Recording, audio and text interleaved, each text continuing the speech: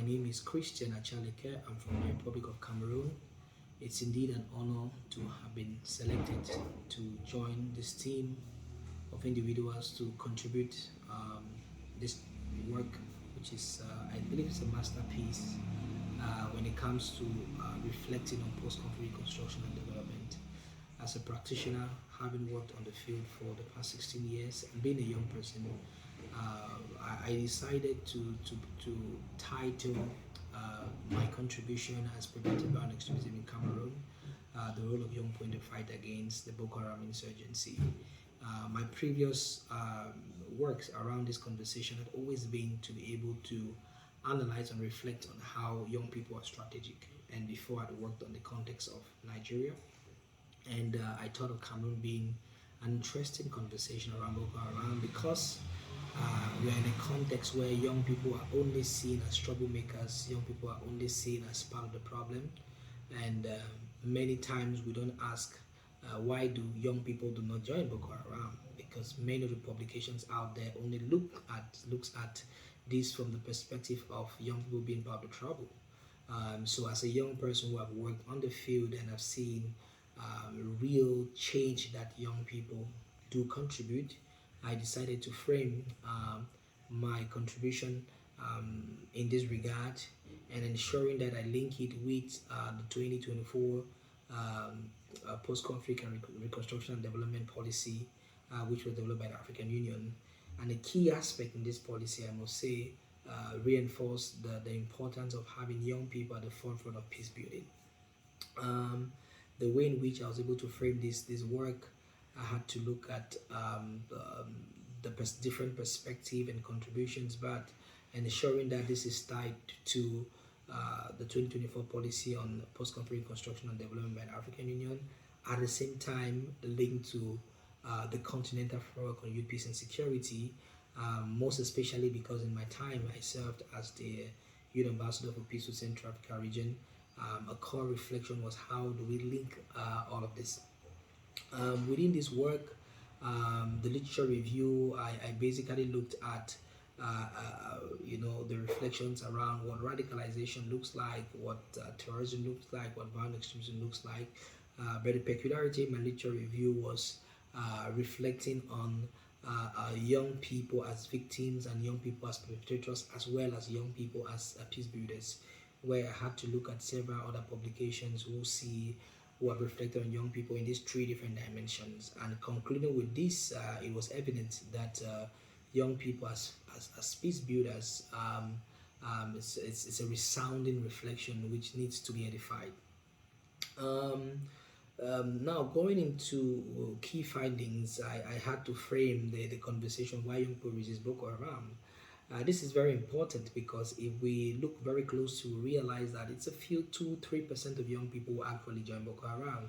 What about the 70, the 80, the 95, 100 or 80% of young people who do not join? Why are we not asking ourselves what makes them different and what are we supposed to learn from them so that we can help prevent others from joining?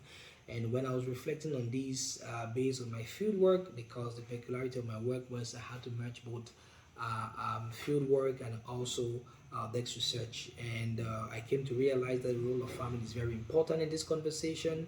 I also came to realize that young people resist because of the rise of civil society movements where they join and take action, and that gives them a platform to showcase their actions.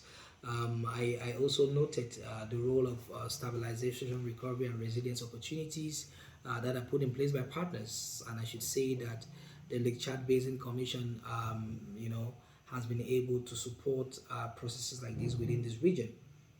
And I delve further into looking at clearly what are the tangible contribution of young people in the fight against Boko Haram, and to link this to existing normative framework. I had to link this to the African Union Continental Framework on Youth, Peace and Security, where I used the 5 pillars to present my reflections around this.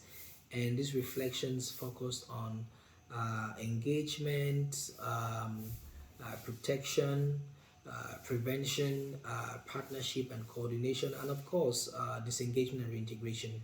And within these key 5 pillars, one thing which was resounding was that in order to contribute in making this better, and conclusively, with all of the reflection, it was evident that young people are doing a lot for peace, but they are facing a lot of challenges.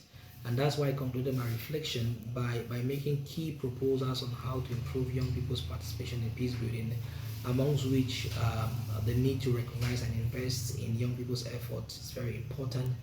The need to improve technical and operational capacity of young people, and of course setting up instruments that ensure that young people are protected, are guided as they engage in their work, and of course establishing platforms to amplify collaboration and coordination of young people's work. Now, these are key reflections shared in this work. The take home for those listening to me is, as an individual, ask yourself, what have you done to amplify young people's participation in driving change? Do you see them as troublemakers only? Do you see them as victims only? I'm sure if you've been able to read this piece which I shared, my hope was to provide to you resounding evidence that young people should be seen more as our peace champions, our agents of change, and they need all the support they can get.